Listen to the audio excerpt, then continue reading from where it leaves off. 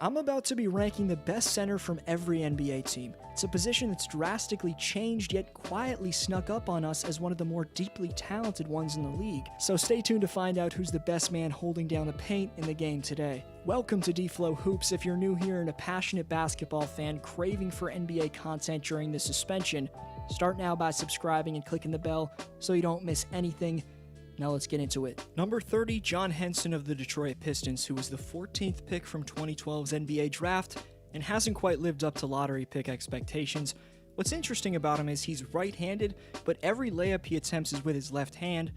He was traded from Cleveland to Detroit in the Drummond deal recently, and in 40 combined games for the Cavs and Pistons, the 29-year-old standing at 6'9", but with a 7'6" wingspan, only produced 5 points and 4 rebounds, and shot just 50% from the free throw line. In my rankings of the best power forwards coming up, Detroit's got a young big I'm excited to break down, but unfortunately, Pistons fans, your best player at the center spot ranks last in the NBA. Number 29, Marquise Chris of the Golden State Warriors. He's typically known as a four-man, but after the Dubs traded Willie Cauley-Stein to Dallas, Chris started 11 times at center for Golden State and played the rest of his minutes at the 5 spot. For his adequate production this past February, Marquise signed a new 2-year contract with the Warriors. Chris was an impressive 16th league-wide in dunks, and while I think he has a ton of potential, at this point, other than his springy hops, his all-around game's underdeveloped. Number 28, Cody Zeller of the Charlotte Hornets. Michael Jordan didn't pay his center $56 million to barely have an impact and not develop defensively. I know Cody's having his best season offensively, and while 11-7 in 23 minutes isn't bad, but his game's not well-rounded enough for him to be considered anything close to elite. PJ Washington's a damn intriguing stretch big who will be the future of the position for Charlotte. The majority of PJ's minutes came at power forward. It's important he develops into the permanent 5-man because Zeller's averageness isn't making Charlotte much better. Number 27, Wendell Carter Jr. of the Chicago Bulls. What's looking like one of the worst predictions I've ever made since starting this channel was saying Chicago got the steal in 2018's draft in this man Wendell. He rebounds well and still has potential, which puts him ahead of the players so far listed, but for now, he's slow guarding the perimeter and doesn't shoot the 3-ball well, two things that significantly harm his value in the modern NBA. Number 26, Derek Favors of the New Orleans Pelicans, who'd fit nicely as a limited minute backup to vamp a contender's depth up front, but instead is tasked with starting in the Big Easy, as well as mentoring Pelicans rookie Jackson Hayes. Favors can catch and finish with the best of them at the rim. He had a game of 20 points and 20 boards this season. He stuck around through 10 seasons for a reason. For New Orleans, he's averaged around a double-double in just 24 minutes. Number 25, Thomas Bryant of the Washington Wizards. He missed over 20 games with a stress reaction in his foot. It was another season of progression, though, in the nation's capital for the explosive up-and-coming 22-year-old Thomas Bryant. Gotta see his feet move quicker laterally, but he's great at leaking out in transition offensively, and I think Bryant's got a chance to make the leap into one of the league's elite centers if he keeps improving.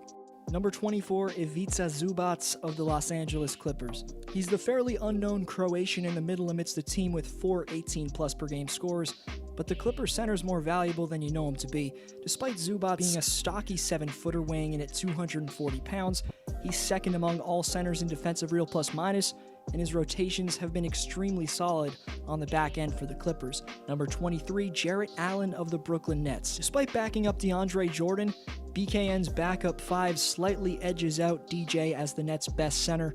Allen plays 4 more minutes than DeAndre, but look to the per 36-minute stats, and you'll find Allen racks up 0.4 more blocks, more points, with Jordan only holding the edge in rebounds. Also, Allen hasn't come close to reaching his prime, and DeAndre's on the decline. Jarrett's hops make his potential unlimited, so I can't wait to see an improved version of him play off Uncle Drew in the Snake next season. Number 22, Richaun Holmes of the Sacramento Kings. Shooting the best field goal and free throw percentage, while averaging the most points out of any player ranked up to this point, Holmes has quietly broken out for the Sacramento Kings so far. Given his career highs across the board, losing him to a right shoulder injury in January was a massive blow to the Kings' playoff chances, but when he was healthy, Richaun's hustle was big time for Sacktown. Number 21, PJ Tucker of the Houston Rockets. The NBA's small ball renaissance has been signified in the Houston Rockets trading old school bigs Clint Capella and Nene plus a first-round pick to acquire Robert Covington.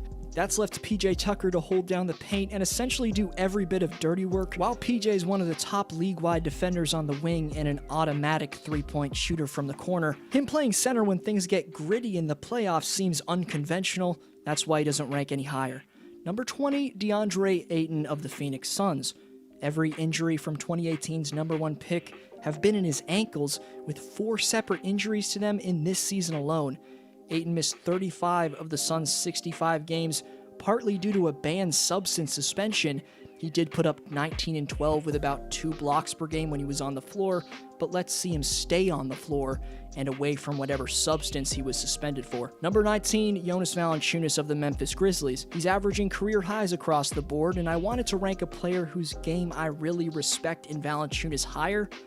Let's be honest though, his defense and three-point shooting still aren't close to elite, and there's other young talent at center who are simply better adjusted for the fast-paced nature of the game today. Number 18, Mitchell Robinson of the New York Knicks. Robinson's your ideal modern big defensively. With a wiry frame at 7 feet, he's quick enough to hold down the most elusive of slashing big men, while being capable of guarding the perimeter at times. Robinson led the league in blocks last season, and was 7th right behind Gobert before the season's suspension. On offense, he's 2nd right in between Giannis and Gobert for league-wide dunks, and comes up short in attempts, but was on pace to qualify to set the league record in field goal percentage. For some reason, he only got 23 minutes though, which is why Robinson doesn't rank any higher, but next year's center ranking, you'll likely see the 22-year-old ranked a lot higher. Number 17, Daniel Tice of the Boston Celtics.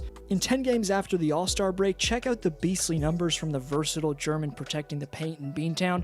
Tice has been a fiend on the glass, a menace rolling to the basket, while having passing and shooting ability for Boston in 2019-20. Number 16, Steven Adams of the Oklahoma City Thunder. OKC's maybe got the strongest player in the league in Steven Adams. Even though across most stat categories the Kiwi had a down year, Adams slightly improved his block total and still can get it done at a 60% clip and get a bucket when you need him to with an extremely polished postgame. Number 15, Dwight Howard of the Los Angeles Lakers. A revamped Dwight didn't complain after building up an average of only 19 minutes, and conversely became the 2nd most valuable defender at his position in terms of defensive rating in that time frame. Superman was a problem, not rolling, but exploding in the pick and roll on the other side. Great to see Dwight Howard fully healthy. Number 14, Hassan Whiteside of the Portland Trail Blazers. Great year from Hassan offensively, I was impressed. He's got some of the best catching and finishing down low in the league, but his defensive rating dropped off from a league best at center last year with the Heat to 12th this season in Portland, plus his team's been disappointing, so he doesn't rank any higher. Number 13, Kristaps Porzingis of the Dallas Mavericks. The package of hops and long-range finesse has typically, like it has throughout the young phenom's career, caused problems for defenders. However, a career low in field goal percentage and general rustiness ranked Dallas's soon-to-be 25-year-old Latvian lower than you'd presume. At number 12 is Andre Drummond. He was traded to Cleveland for basically nothing.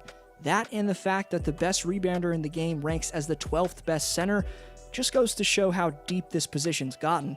It also portrays how the league's now fully made its transition to beyond the top of the key, out to the perimeter. Drummond, despite being an efficient scorer and beastly rebounder, doesn't have the skills to be elite guarding the perimeter quite yet. On a contender, I still believe Andre can be a starter because he does have some valued qualities down low, and from 16 feet in at least, he's a pretty good defender. Number 11, LaMarcus Aldridge of the San Antonio Spurs. The Spurs veteran big man's seemingly been around forever, and despite showing some signs that aging is regressing his value, LA is still killing teams nightly with tough, unforeseen daggers from distance. The Spurs roster needs help. Aldridge needs to be a third option at this point, but the losing's not the 34-year-old's fault. Number 10, Clint Capella of the Atlanta Hawks. Like Drummond, his impressive shot blocking and paint protection didn't impress front offices, and Clint was traded by the team that drafted him for not much in return. Clint never played for Atlanta due to a foot injury this year, but when he comes back, he and Trae Young are going to form a lethal pick-and-roll tandem.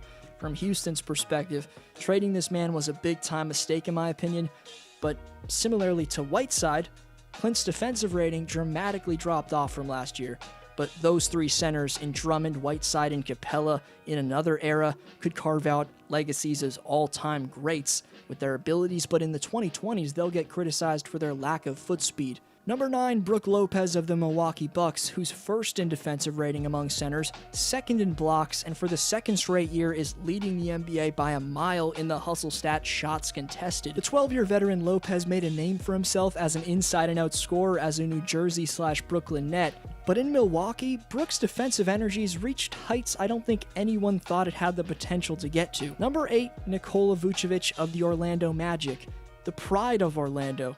Vooch has been the Magic's leading scorer for 4 of the last 6 seasons. He re-signed with them on a 4-year, $100 million deal last summer, but hasn't gotten complacent after getting paid whatsoever and dropped nearly 20 points and grabbed 11 boards per game.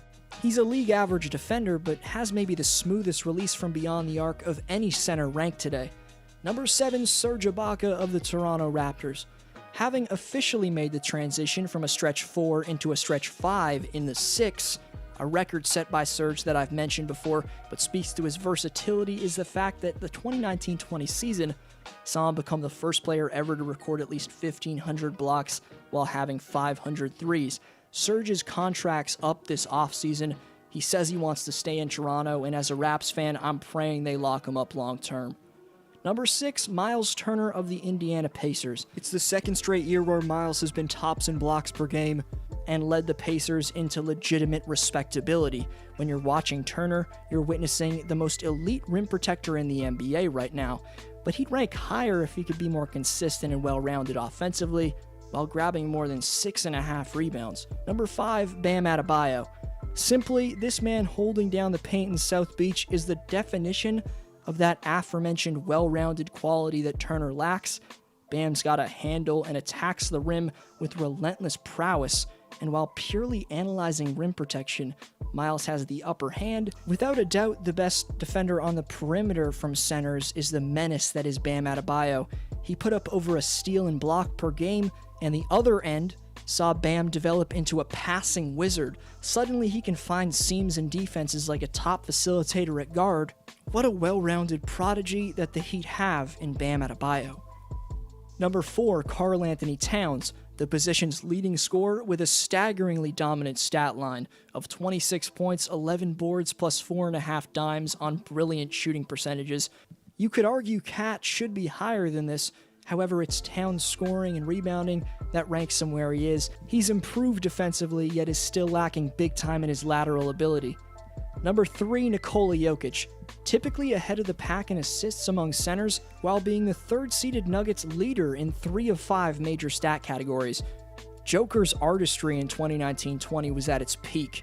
Denver could very well be the team of the future in the West. The offense runs through Jokic. If you're a Nuggets fan, you can credit a large amount of your squad success to him. Number 2, Rudy Gobert of the Utah Jazz. He's the most hated player across the league right now. I've stated that's overblown because the virus was suspending the season anyway. More on that in my Egos video that I just made, but we stay between the lines. A 7'9" wingspan mixed with the fact that Gobert's polished his finishing inside every year makes Rudy a force to be reckoned with on both sides. In 35 minutes, he gives the Jazz 15 points on 70% shooting, 14 rebounds, and an upper-class lengthy presence defensively that makes his team elite. Number 1, Joel Embiid of the Philadelphia 76ers. He got a ton of flack in the biggest ego video I just previewed. Now Embiid gets his shine and ranks as the best big in the game. Even though he's down in points, rebounds, blocks, and assists from the previous season, either facing up or backing down in the post, Joel's still the most talented big man in the game. Plus, he's shooting his best three-point percentage since his rookie year. He can be better than he's playing, but the lack of spacing and Horford failing to complement Embiid's game in the Sixers' offense this season has made it tougher for him. But Embiid's bounced back nicely from his humbling moment after the Kawhi roll bounced in. The Sixers collectively are no doubt less of a threat without Jimmy Butler and JJ Redick, but Joel's still holding down his reputation as all-around the best center in the NBA, in my opinion. Thumbs up if you enjoyed, subscribe and hit the bell so you don't miss a single hot take, prediction, or story. 2 shoutouts next video, so answer the question. I'm Adam, this was D-Flow. Keep watching some of my recent uploads. You're going to love the content I've got coming up. So stay tuned, y'all. Appreciate everyone.